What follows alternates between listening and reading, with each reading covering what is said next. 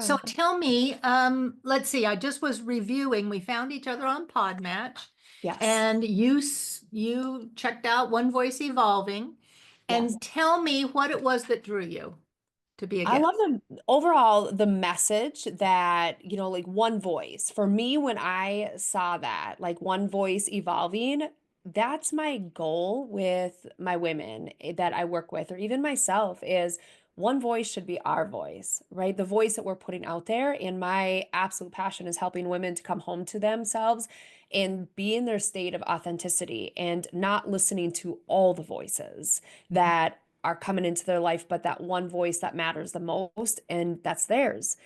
And oftentimes, their voice is the very voice that never does get heard. And my passion is to bring that voice out into the world.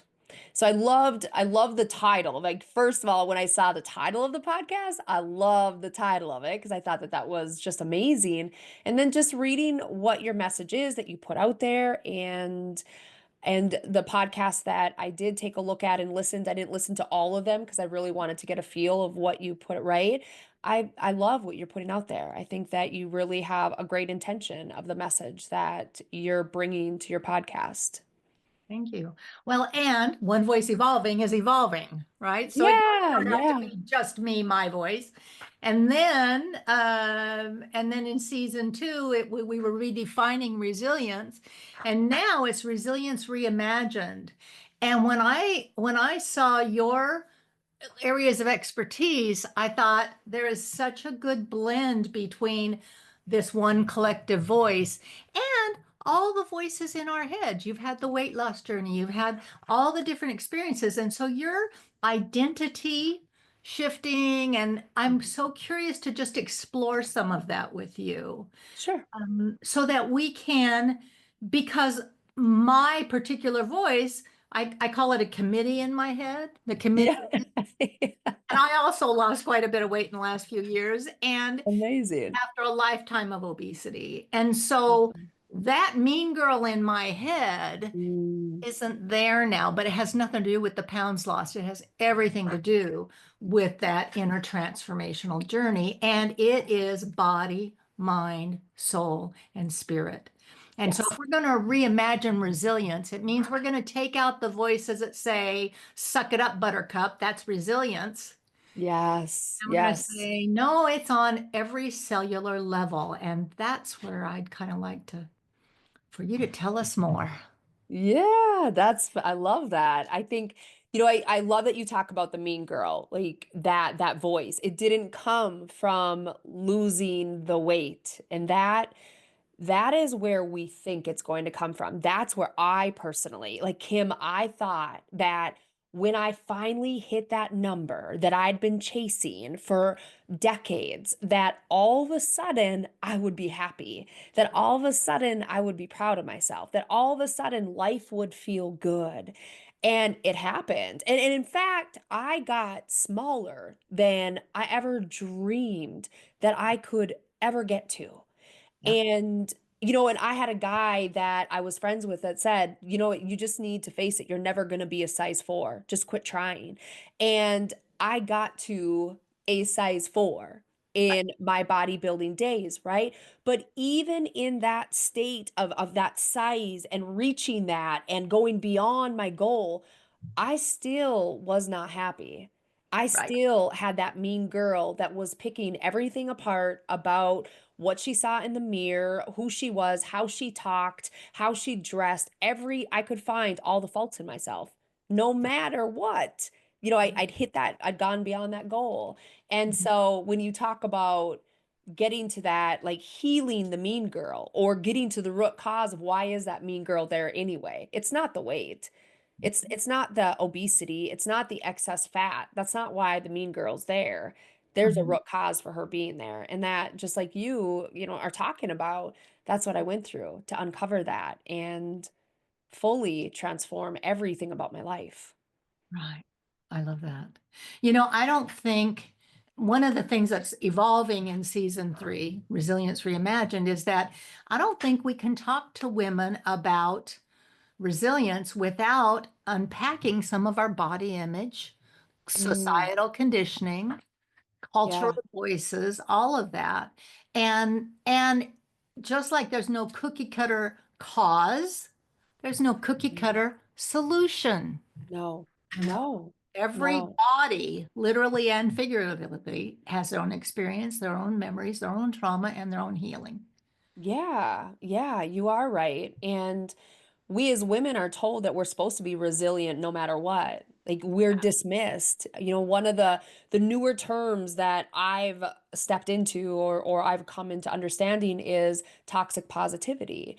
When we've got concerns or something is concerning to us or we're feeling this pressure or this worry, we're dismissed with it. Oh, there's nothing to worry about. I don't know what you're worried about. There's nothing. Like, let's be real. Like, we're just told, like, get over it. Go back to being resilient. You've got things to do, right? You got people to take Mhm. care of. Mhm. When you're worried, I'm not having my needs met, and I need you to just get over this and get back to being resilient because I want my needs met, right? And Yep. so that's such an area of frustration for me because we women think that resilience is just numbing ourselves, shutting Mhm. our emotions down, not feeling the feels, and not allowing ourselves to have our own honest truths come forward. We're just supposed to dismiss them and shut them down, and that that isn't resilient. That Right. that's numb. That is disconnected and lost. Like that's what I would say is that, but we think it's being resilient. Yeah, yeah. And it disconnected is the right word. Yes. Absolutely Yes. the right word. Now, when you've been disconnected from your body, from, in my case, my first diet at 8, when I couldn't listen to my body, now I had to listen to Wow. all the other outside rules. And I discovered in my 60 plus years that dieting became a primary addiction. Yes. I was Yes. as addicted to dieting as anybody's ever been to meth. Okay. Right. Isn't Because you that got the interesting? dopamine hits, the high highs and the low lows and everything in between. And if I had known when I was 8 years old, if anybody had known that it is the weight loss, weight gain, weight loss, weight gain that makes you ultimately fatter as you age. Ha! Yeah. Yeah. No, it was all about I was too much of this and not enough of that and something wrong with me. And I when I hit about 50, I did a blog one time about if I had all the money and energy I have spent in trying to fix something that was never broken, Oh my gosh, I love what that. could I have done with my life? Well, Right? I stopped Oh, dieting 8 years ago and I went good. to intuitive eating and worked closely with Evelyn Tribbley, who wrote the original book 20 something years ago. And I am in the first time, all I ever wanted was to be comfortable in my skin. And I thought there was a number attached to that, and I was Right. wrong, right? Yes. But Yes. the amount of deprogramming and deconstructing my head had to do to be okay to let my body decide what was right. Wow. It's Wow. amazing. Yeah, that is so So profound. I did I did a getting off of diets and diet mentality is like withdrawal, serious withdrawal. Yeah. Yeah. So as you work with people and somatic healing and all the things, I want to bring to our audience who are now we're going to be talking about different things and we're going to be talking about bodies quite a bit. I Yeah. want to bring the lens that says you don't have to white knuckle it. You don't have to go back to what always worked because you've gained 3 pounds. You don't have that doesn't make or break. The number on the scale is not who you are, but more than that, all the tools. Here are all the tools available now. It's not just your body, it's part your body. It's not just your mind, it's not just your spirit. Hmm.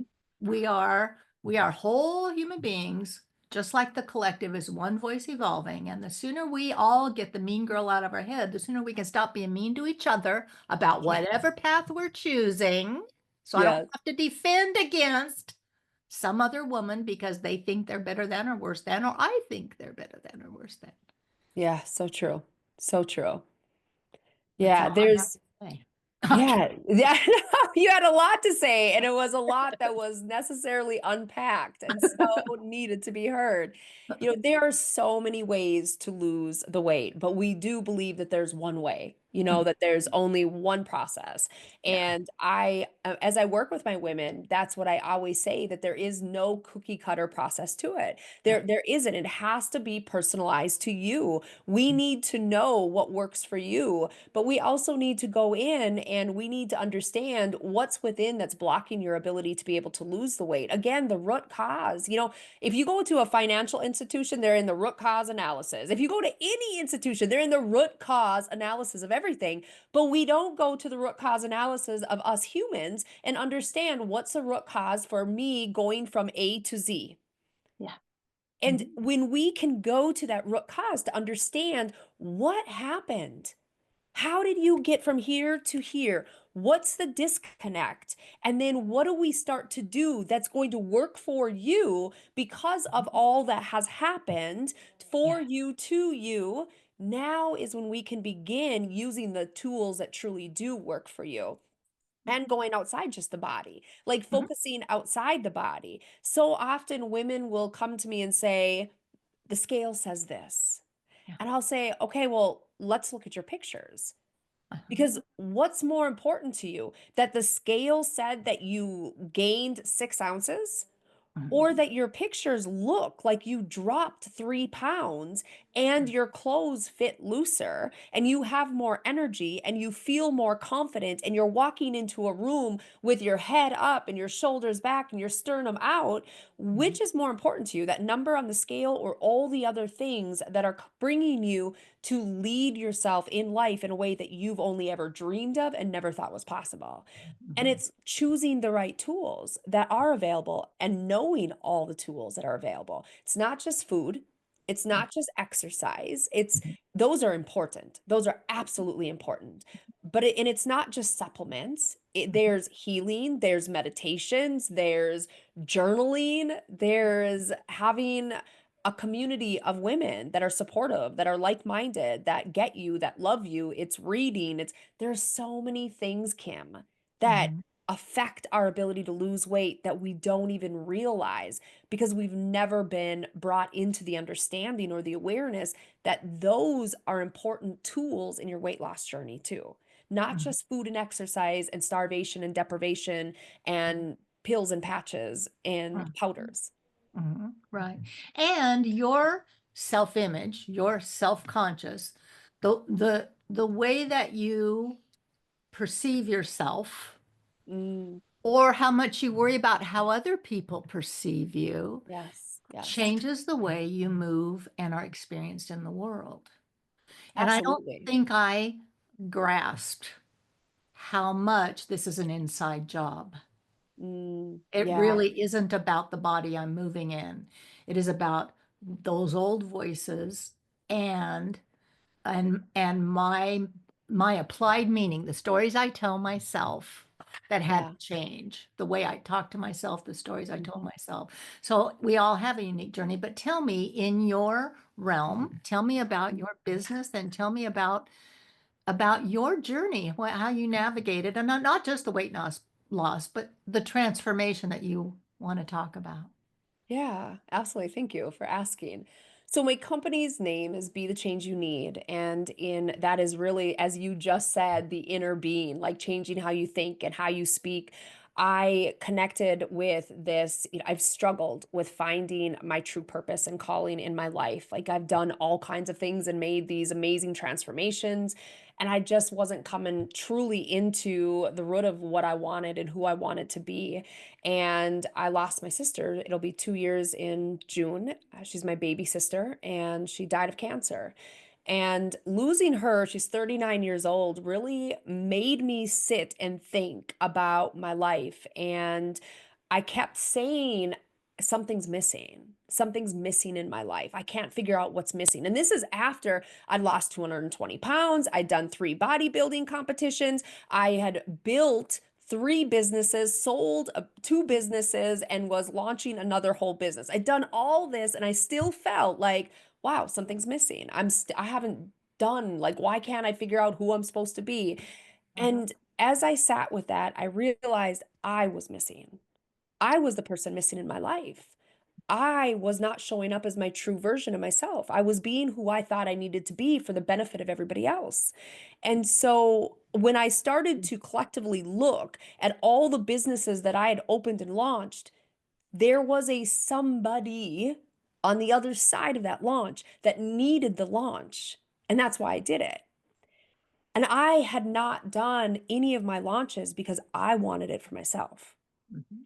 And so when I realized, whoa, Tara, you are what's been missing in your life all your life. You are 44 years old and you have not truly stepped into the shoes that you wear every single day. And when I did that, everything started to open. I cracked open intuitively. I started to realize that I was receiving messages, that I had this understanding of where I was supposed to go. I had this calling that I was meant to be in, that I truly was a healer. And I'd always been a healer. I just wasn't allowing myself to be open to see it and understand it. And so, Be the Change You Need was born when I realized that everything that we need in order to change our life comes from within us. We have to be the change. And that as long as we wait for permission from somebody else, Right. society, anybody, waiting for permission to make the change, we will always stay rooted in being in this person who we feel is missing something or not living their fullest purpose. And so when you say, I'm the change, that gives you full permission to take ownership of the life and say, I'm choosing the life I want, regardless of what anybody else says or thinks. It's my life. I'm Mhm. living it. It's my body. I get to live in the body and the life that I desire to live in. And it's my right to do that. And Mhm. so that's where Be the Change You Need came, was really that epiphany moment of me coming home to myself and realizing that this was my calling, and I was being brought into this space, and I was needed in this space for myself to heal myself. And when I healed myself, that and started that process, it fueled my passion to be in that space for women. And for the first time, Kim, I chose to be the healer because I wanted to be, not Yeah. because somebody said women need it. I said I want to be the healer because I know women need it. And that was scary. I get goosebumps as I say that right now, even still, because it was me deciding that for myself, not somebody else coming and giving me permission. It was Right. me saying, this is me and I'm putting this out. So that was like where Be the Change You Need came, and that's really the process. The overall is helping women to love themselves unapologetically and live authentically so that they can be their truest version in this world. And I know without a doubt that when we show up authentically, that our true, raw, honest voice is what's put out, and that we live from that space. We women, one woman at a time, we're making a shift in this world, and our voices are being heard. And it never is meant to discount men, because I'm a mom of three boys. And let me tell you what, I am proud of those three men and I'm blessed. However, I know that the impact of women has been lost over the years because we've felt silenced or told that we're too much and that we don't get to be big and to have all that we desire. We're just supposed to be seen and not heard, and we're supposed to follow the line of this. And when I'm helping women step into this and heal and uncover the traumas that have blocked them and all things within, this gives us the ability as women to start standing up and linking elbows with men in this world and Mhm. making the shift that we desire. And so that's just a little bit of the business, and not, I mean, obviously not into depth of what I do, but a little bit there. And my journey honestly started 17, well, weight loss has been something I've done for decades. I mean, I'm 46, and so 30 years I have been on this journey of losing weight. And I'm a masterpiece in the making. So I'll never say that I finally reached, right? Every day I'm still a masterpiece in the making, and I'm still working at creating the next masterpiece of myself. And so when I reached 338 pounds, that was a journey of totally being lost. At the age of 8, I found out that my dad, the only dad that I'd ever known, was my stepdad in an instant. It was my 8th birthday. And the big secret that had been held for 8 years was that I had a dad that had rejected me, didn't want me, wanted an abortion to be done, and my mom chose not to. And so I found out that this dad that was like mine, and I loved him with all my heart, he wasn't mine. And on that day, when I start after that day started to happen, and I was 8, and you're really, really keen at 8. Much, I mean, we don't give children enough credit of how smart they are. I started to realize, wow, like brown hair, brown eyes, my entire family was blonde hair and blue eyes. Yeah. And I looked nothing like them. But not only did I not look like them, I didn't act like them. I didn't have their personality. I didn't have their same likes. I was entirely different, but I'd never keyed into that until I discovered that there was something different about me. And in that journey of that happening, I just continued to lose myself year after year. And then I met my dad when I was 12, my biological dad. And it was the moment I came home of knowing exactly where I came from because I was looking at a split image of who I was. Like everything about my dad was exactly who I was. So for 12 years of my life, I'd lived being like nobody, looking by like nobody. And in this instant of driving 5 hours, I stood before somebody that was everything. My knees, my toes, my fingers. I mean, everything was him. And my personality, I fit right in. We had the same likes, all of it. And it was such an amazing experience for me at 12 to say, wow, there are people like me. It's kind of like Winnie and the Pooh and when Tigger's trying to find his family. It's like that. I resonated with that movie so very much. And then 3 years later, he died of cancer. And just like that, he left me again. And I felt reabandoned all over again because that lifeline of feeling like I belonged was gone again. And that's when the weight started to pile on. That's when I turned to food and I became addicted to food because it was my receiving blanket. It was my comfort. It never disappointed me. It was always there when I needed it. It always tasted exactly as how I knew. It never was fake. It was always exactly how it needed to be in order to give me that comfort and the emotional need that I was needing. And then I was at that weight of being overweight and morbidly obese, as the medical field would say. And I tried everything, as you said, the up and down of losing weight and starvation, deprivation, pills, patches, doctors, anything that I could attempt to lose weight. And when nothing was working, I turned to eating disorders. And when that didn't give me the results and the sickness started to set in, and being a single mom of 3 boys and feeling like I was failing at being a mom and losing weight, I lost my will to live, and suicide became my next step. My middle son saved my life, and he asked me this question that still to this day makes me really drop in and ask myself my question this back is, are you gonna die, mama? And when I looked at him, I realized that I would never lie to my boys like I had been lied to about who I was and where I'd come from. And so I knew that if I said yes, it was a yes. And if I said no, it had to be a no. And in that moment, as I looked at him, I'll never forget hearing, Tara, you've got to learn to love yourself as much as you love your boys. That's the only way out. And that's where I realized that I tried everything to lose weight, but to love myself. I had been so mean.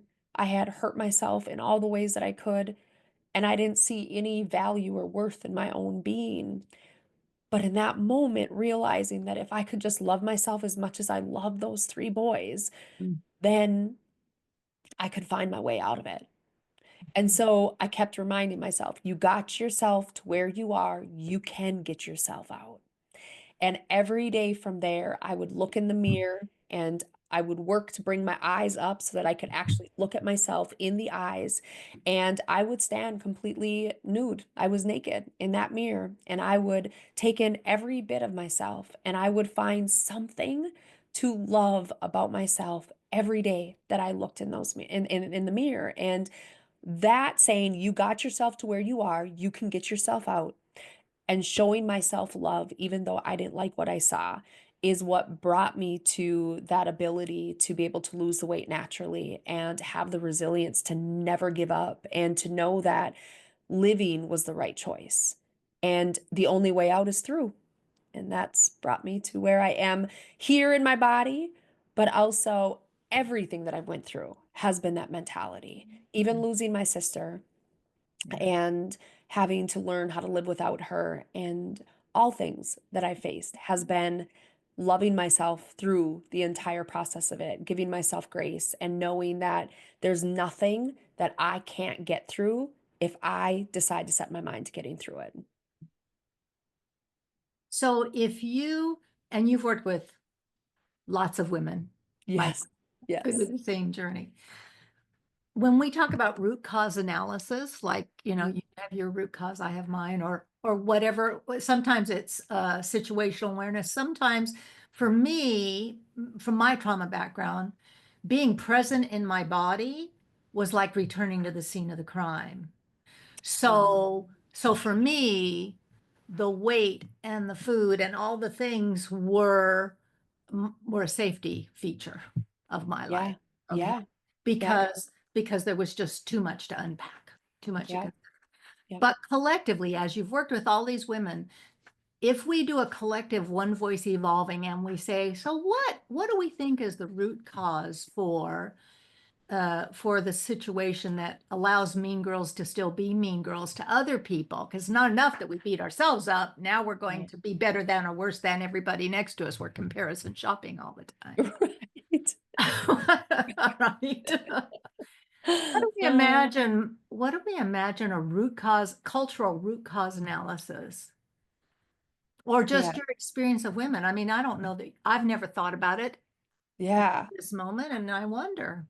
It's there's many different reasons for it that I find. One that we can look at is just 200 years ago, women were being burned at the stake for standing up and having a voice. And if you were a woman that supported the woman that was being said, you're going to be burned at the stake or you're going to be slain if you continue to do what you're doing.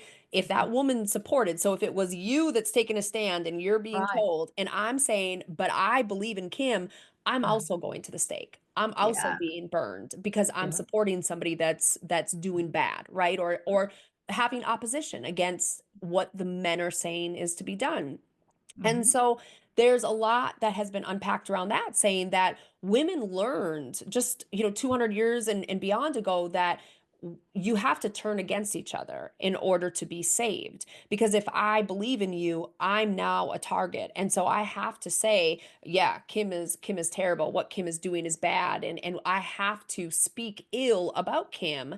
And when we speak ill, even if we don't believe it, the words that are coming out of our mouth, if we're Yep. saying things like that, it creates within our inner being, in our unconscious subconscious space, this emotion and feeling that Kim is bad. And it Mhm. creates this negativity within us towards the other women, but it also becomes a barrier of protection where we're feeling that other women are a negative force in our life, or that other women can cause us harm, that I have to always be careful with other women. And it makes complete sense to me because when I'm around other women, there are times where I'm like questioning, are they really truly like here for my best interest, or are they waiting for that moment to slip the knife into my back, and they're just waiting for the right time, right? So there's a lot of that fear. Now, I also believe on the whole other spectrum of the reason why we women kind of come up against each other is we have our own insecurities about ourselves and what we think about ourselves. When I look in the mirror and I think, this outfit looks ridiculous.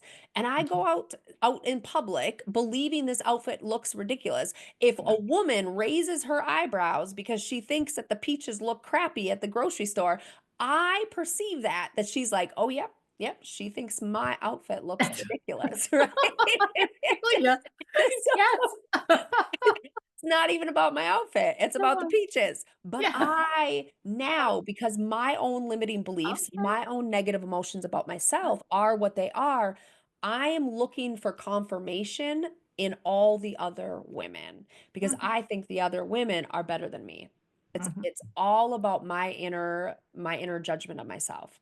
And when we believe that others, like when we're judging ourselves and we think ill of ourselves, of course everybody else is going to think that, right? mhm, mhm. Because how could they not? How Right. could they not? For the longest time, I think that I am not the smartest person. I think there's nothing that I could say that is worth being heard. Mhm, So when somebody would say to me, I could listen to you talk all day, I would instantly call BS on that because that's not true. I have nothing worth being heard. Don't say things to me that are lies.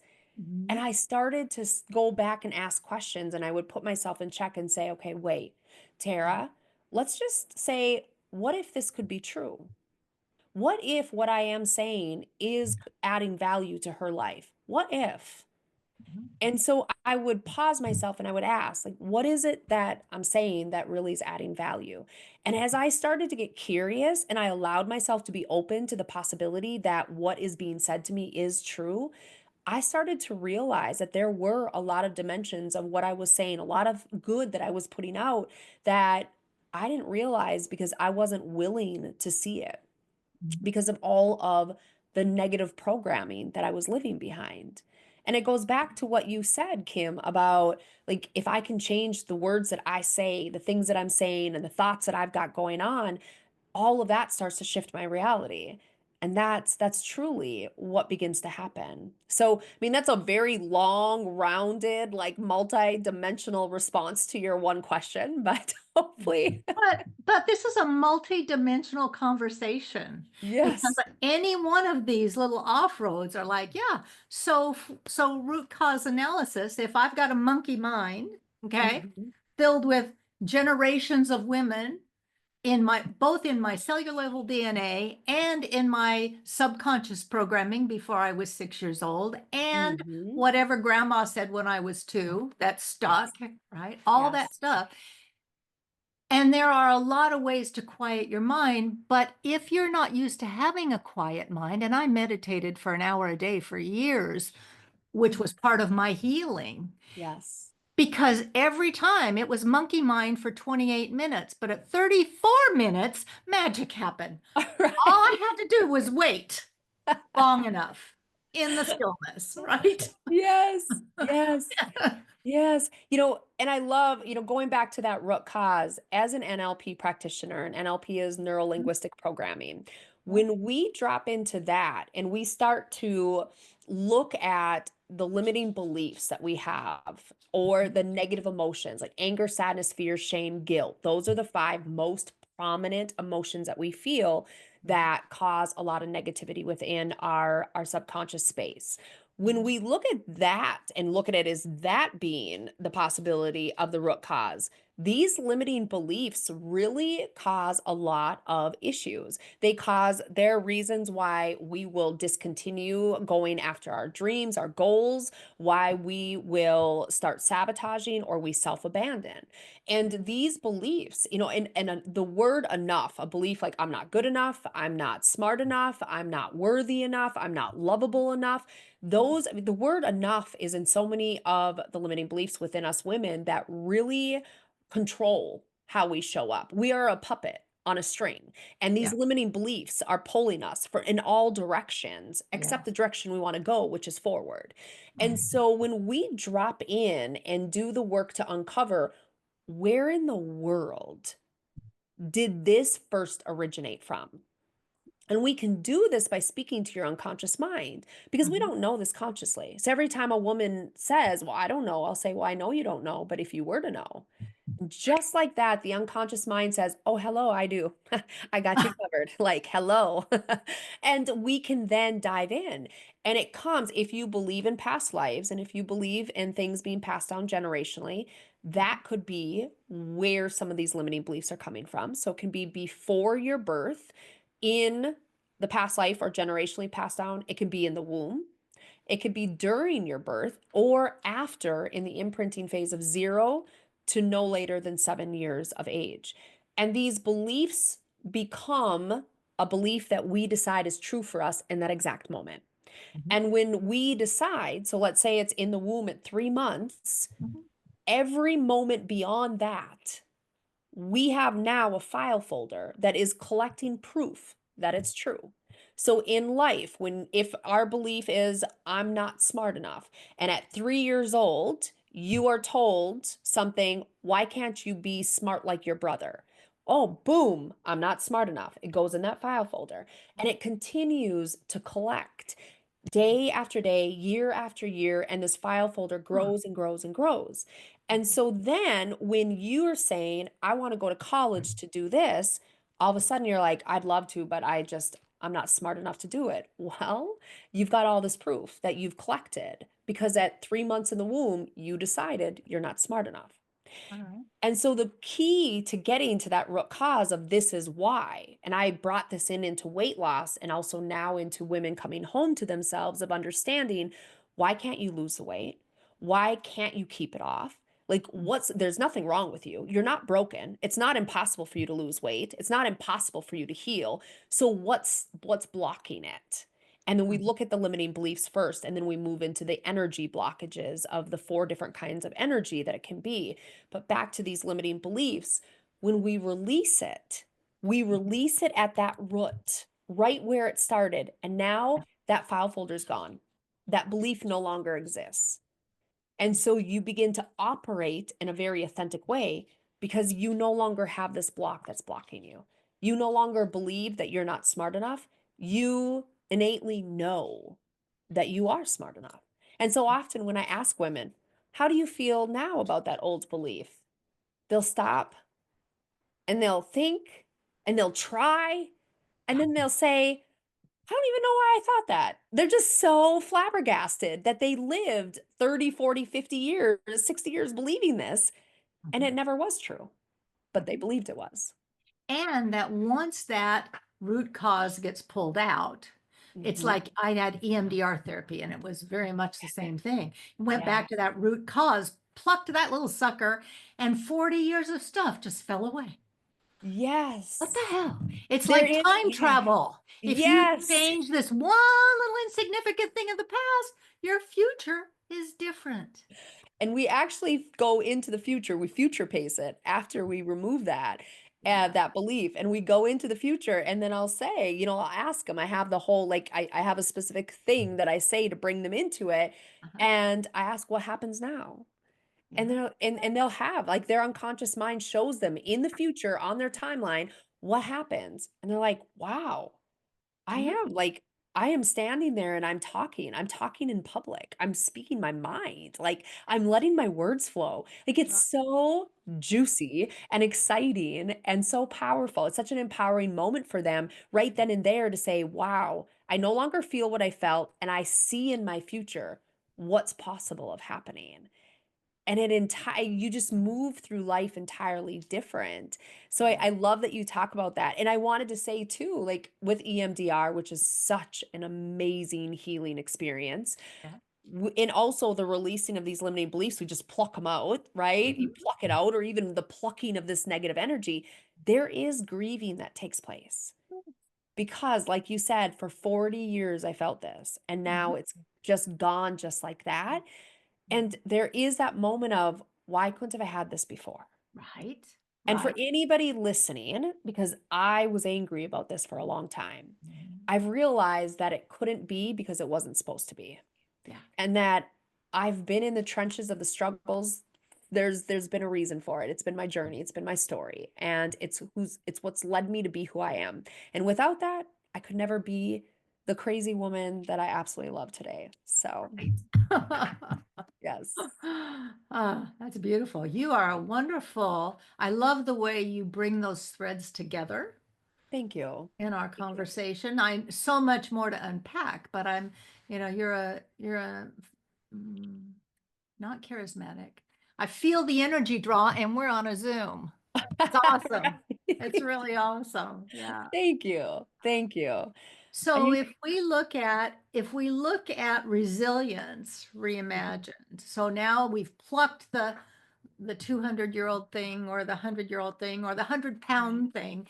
Because one of the things I found when an old limiting belief gets plucked out, there is a season of messy middle Oh yeah. where Yeah. there's grieving and there's anger and there's, Mhm. well, maybe I'll just do 2 cookies, not a whole sleeve, or, all the things, right? Because I just need something that used to Yes. work. But the things that used to work when you had that limiting belief installed Yeah. have no effect. Yes. Just like those feelings don't make you want to eat, the food doesn't make a true feeling go away anymore. Very true. Very true. Yes. Um, and so in the messy middle is where people hate to be and what they try to avoid, and they'll try to go back to what worked before, or they'll try and fast forward in the future without letting grief do its work in your Yeah. soul. Yes. How do you Not help feeling. people sit in the shit? Yeah, sit in shit. I love that. I do. I do love that. That's the best place to be, honestly, shitting in the It's shit. fertilizer. Yeah. Yeah. So much grows from it. Yeah, right. So true though, figuratively and literally. So Yeah. much grows from being in just sitting in it and being part of Yeah. it. One of the things I do helping women through it is really helping them understand that this is the process of it. Like we have to trust the process. We Yeah. have to know that when you are feeling the yuck, when you're in it and you're feeling that squeeze, it's because you're at the ceiling. You've grown and you've risen to that point of being at that ceiling. And that means that you're right at that point of a breakthrough. And so if you stop fighting and it gets less pressure and you're feeling less, it's because you're sinking. Because you're sinking. That's all you're doing. You're sinking. And so as soon as you start fighting for it and rising up and going back into being in that resilient state, that pressure's back, it's because you're breaking through. You're breaking through the ceiling and you just have to keep on pushing and fighting through it. So rather than feel yuck about it or feel like this pressure means it's bad, it's actually celebrating it. Celebrating that you've gotten here. Because if you wouldn't have done what you've done, you wouldn't be where you are. And the fact that you're here means that you're moving yourself through the other side. And I always say, we can depend on other things and other people to get us through. We can all day long. We can ask the doctor for a pill so we can pop a pill. We can ask for a patch. We can ask for people to save us and do the work for us. But in the end, we're always going to be right back where we are because we didn't learn how to get through the messy middle. And the messy middle is where we find ourselves. That's where you truly uncover who you truly are within, because that's the hard work. That's the scariest part. But that, honestly, that's where you come home and you find who you are. I look at labor. I mean, there's a lot of women that have not chosen to have children, and that's no judgment. But if we all can get behind 12 hours of pain and labor, and there's many times women have said, I can't do this anymore. And you're in it, right? There's no deciding we're done. It's going. Like you can't decide to not be a mom now, honey, because it's too late, Yeah. right? And you push through that and you keep pushing and you keep working and you keep sweating and you keep crying. And before long, you've got this absolutely beautiful life in your hands. It's no different than you being in the messy middle because the life that comes into Yeah. your arms is your own life. And that's a beautiful journey home. And those tools in the messy middle, I like your labor analogy because Mhm. it's okay to rest between contractions. Yes, yes. It's Oh, okay to take some yes. respite, to go to the little hospital and get a little drink of juice before you start pushing again. It's all right. Yes. Give yourself some Yes. grace. I used to hear that when you're climbing, 80 flights of stairs, that it's okay to sit down, sit on the stair, take a rest. Don't take up real estate. Just Right, catch your breath and then start climbing again. And right, it is true. There are times that we do have to rest. right. And the rest is important because it's part of the journey. It Mhm. really truly is. Because in that, like that meditation, that silence, I love how you say like the first, 24 minutes or however many minutes, that's the messy middle of getting into the relaxation. But once you stick through and you keep working, that's when you go into the beauty of the meditation and that's where you get what you want. It's Mhm. the same as when you rest. a lot comes to you. Yeah. And we think that when we rest, we're wasting time, Yep. right? Or there's lost time. I've got lost time now, or I'm behind. I'm behind now because I rested. No, no, that rest brought you exactly where you are. Like Mhm. time didn't stop because you were resting. It was still moving forward and you were growing through it. You were growing stronger because you're giving your body the ability to have that resilience. And And that's that important. cultural conditioning is press harder, keep going, keep going, keep going. One Yes. more rep, one more set, one more child, one more. Yes. So No, true. it's okay to stop. As we're talking, I'm watching this vision unfold, and I'm like, my vision for one collective voice evolving, if Yeah. we're going to forward vision, maybe you can help with that, Yeah. is to see women coming together in grace and support Mm. and allowing and tag teaming. So here we are in this messy middle of whatever the hell's happened in America on a Yes. daily, right? Yes. Yes. And it's exhausting and it's heavy. No matter how much you meditate, there's a reality to what's happening in our nervous systems, Yes. from echoes from the past or fear of the future, whatever it is. It's not Mhm. all on me to solve every emotional problem I have or my neighbors, but it Yeah. is okay to say I did my lap and I can't breathe. Yeah. Somebody needs to pick up the baton and take it the next segment. And Yes. after I've rested up, I'll come back to the track and pick it up Yeah. again. But only I, in my introspective awareness, know when that time is. I And being can't okay with jump that. in. Yeah, I Yeah. can't jump in because, oh my God, it's been a quarter mile. It's my turn now and I'm not ready, but I have to do it. Yes. That's not No. how, that is not Mm-mm. how my retired mind is going to operate. If I'm not finding joy, then I'm on my way to burnout and I better sit Yes. down and take a break and consider a good deal. Yeah. And that is honestly like being the change you need is being willing to say, I'm not ready to grab that baton. I need to confidently and empoweredly ask somebody else, hey, I need you to step up because our fellow teammate here, one of our tribe needs a break and I'm not able to step in. I need you to help and to know that we as women can support one another and that we're not doing that in judgment or Right. shame or blame. It's truly in love and support and collaboration and being there for one another and giving that belief and empowerment in them to say, I know you got this. You take this and I know without a doubt that once you do that next stint, I've got you. I've Yeah. got you.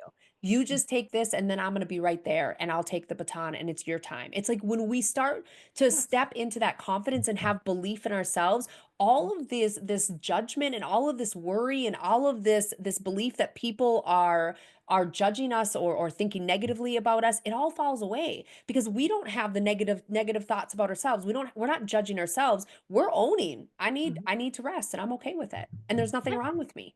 I'm Right. not letting the team down. I am supporting the team by making sure that I'm ready when Yeah. I say I'm ready to pick up that baton. Yeah. And in the meantime, I'm going to go play some volleyball. I'm going to laugh with the grandbabies. I'm Yeah. going to have some joy in my life. So if you see me out having a good time, little Yeah. Mrs. White Lady, don't judge me.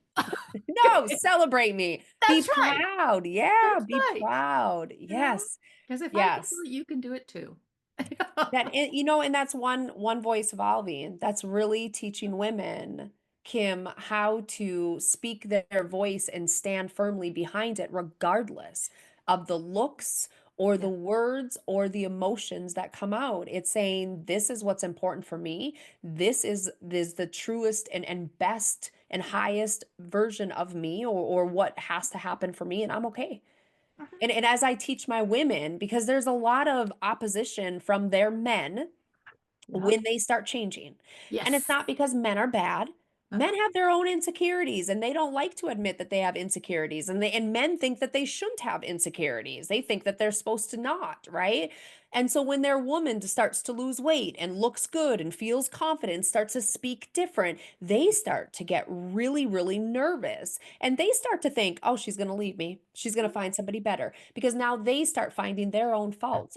Men and women are very much alike, even though, I don't always like to say that, but I'm just going to say the truth of it. And so I say to my women, what I want you to say back is I want you to reassure him, because he needs to know that you changing isn't changing your love for him. It's actually you changing your love for you. And say, I'm not asking you to do what I'm doing, but I am expecting you to respect the choice that I'm making.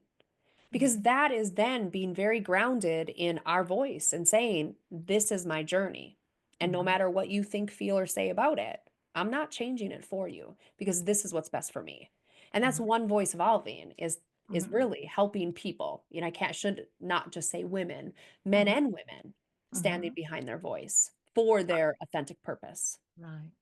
What do you think the root cause is why it's so hard for us as adults to allow that authentic voice to come through? Some people never, the unexamined life is not worth living. Some people never even look there. They just keep medicating their way through the Yeah. programming, whatever it is. So true. Yeah. I really honestly think it is the past programming of things that we've experienced. If we've ever been told, you know, you have to be quiet, what you say doesn't matter, you're not smart enough, you don't have value. I think what happens is that subconsciously, all of that programming within of where we felt that pain before, where we felt stupid, where we felt dumb, where we've felt not good about ourselves, we don't want to relive that. Our brain, our ego is its number one job is to protect us. That's what it's doing.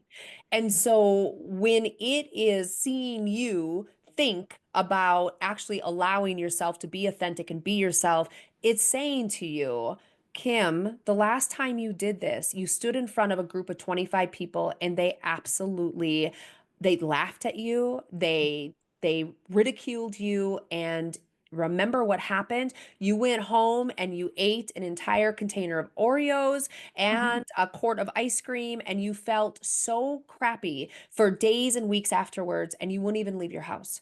Don't do it again. It's that fear of that happening again. Like that's one of the reasons why why I'm so passionate about getting rid of these limiting beliefs and releasing the energy and the stuck trauma within us, because it's just old operational programming that does not serve us. It's not needed. And we need to release it, and we also need to learn how to speak to it. So I think that's one of the reasons why we won't allow ourselves to be authentic. And I also feel like we won't, because then we're dismissing, or not dismissing, we're disappointing other people. Because I remember being as a mom, my three boys are graduated now and they've left home, but I remember wanting things for myself and thinking, if I want that, then that's me choosing me. And that's selfish. Yeah. That's selfish. And if I choose me, then that means I'm not choosing them. And then what? Are they going to choose me then, or will I lose them because I'm not choosing? So there's so many layers to this. That's what makes it so hard to really know exactly what it is and why we need to dive in and understand it, get to that root cause. But I think it's fear of abandonment, it's fear of being selfish, it's worrying that if we choose ourselves, and also it's just that super ego protecting us from that old programming. Yeah. A lot of layers. It's going to be different for every person. And yeah, for me, it's probably all. So, So can you give us an example, just as we wrap up? mhm. Can you give us an example of what did you call Future pacing. future pacing Yeah. around resilience reimagined, which is our theme Mm. for season 3? Yeah. Resilience reimagined. I love that. And so when you're saying future pacing in that terms, just like what does a future look like if we have resilience reimagined? Is that Yeah. kind of, yeah. Yeah. I think when we look at future pacing with resilience reimagined, I'm trying to put those two words together. You know, for me, when I say that, I am reimagining what it could be like in order to be resilient again. Because at one point in my life, I was resilient. So if Mhm. I look at resilience reimagined, or then I can take it the other way and say, I'm going to take a different approach to being resilient. And I'm looking at it in a reimagined way of saying, I'm going to see resilience in an entirely different way. I feel like future pacing that when we can take it in a different way and say resilience is really this rather than what we've always believed it is, it starts to shift everything for us because we begin to see resilience as a positive.